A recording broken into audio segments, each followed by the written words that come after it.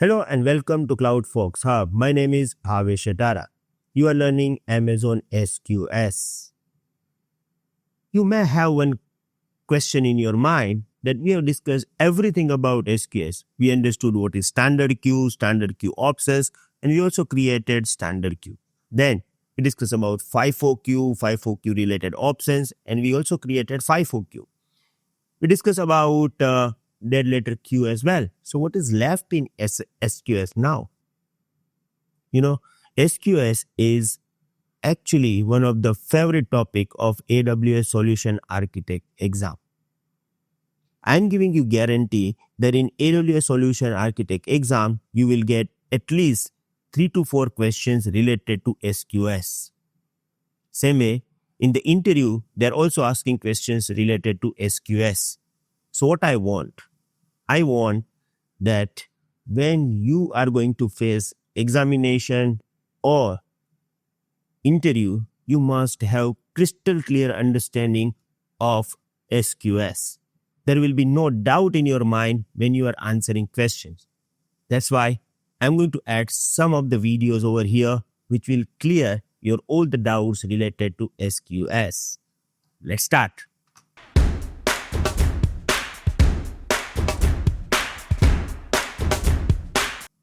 Here in this video, we are going to talk about Amazon SQS integration with AWS services. I'm going to start with introduction. AWS services interact with Amazon SQS mainly for two different purposes. The first is to manage and monitor SQS. Look, each and every AWS applications cannot become producer and consumer. Some of the services we are using to manage our SQS queue, right? So we categorize them, and this is our first category. Then we have another category here. These services are actually typical consumer and producer kind of services. We call it data flow, right? We are using it for the data flow. So now let's find out that which services we are using to manage our SQS queue and which services we are using as a producer and consumer. I'm going to start with manage and monitoring services. So here, the introduction. Some AWS services are used to control, secure, and monitor SQS. They do not send messages to SQS and do not read messages from SQS. It means these services never act as a producer or consumer. They only support SQS operation. Now here I have list, and the first service we have is AWS IAM. IAM means Identity and Access Management. Now IAM is used to control who can send and receive messages, permissions for producer and consumer. Let's say that I have one application running inside EC2 instance. I want that application can push messages into my SQS queue. Now by default, SQS queue will not allow it, right? Because if they are going to allow this, there is no security. So what we are doing, we are creating IAM role with the permission to push messages inside the SQS queue, and then we are going to attach this role with the EC2 instance. So here, IAM is playing important role. IAM is actually giving permission to our EC2 instance to push messages inside SQS queue, right? Same way, this is also applicable for consumer app as well. So it can pull the message from SQS queue. So IAM is a service. We are using it to secure our SQS queues. Then we have CloudWatch. CloudWatch is used to monitor queue depth, messages, message age, and failures. Create alarms for operational visibility. It is also used to troubleshoot your SQS queue.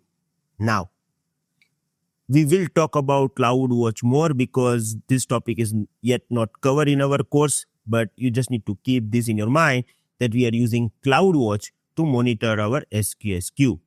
Same way, we have KMS. KMS is used to encrypt messages stored in SQS.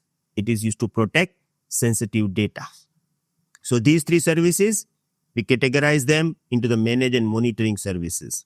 Now, we have services which is used for the data flow.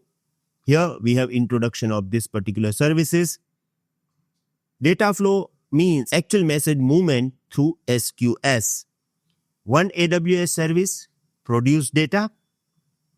Amazon SQS store the messages, means store produce data. Another AWS service consumes and process it.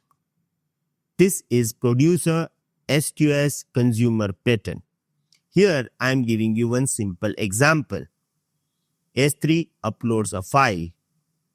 Message goes to SQS. Lambda or EC2 processes it. Even if processing fail, data is not lost because data is stored safely into the queue.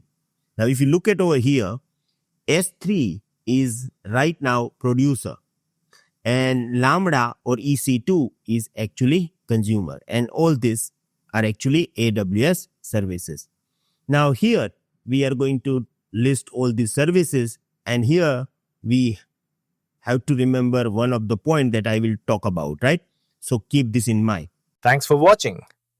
To continue learning AWS with structured lessons, real labs, practice tests, and live sessions with Bhavesh Atara, join our full course at www.cloudfolkshub.com. For any help, call 982-575-7737. All course details are provided in the description.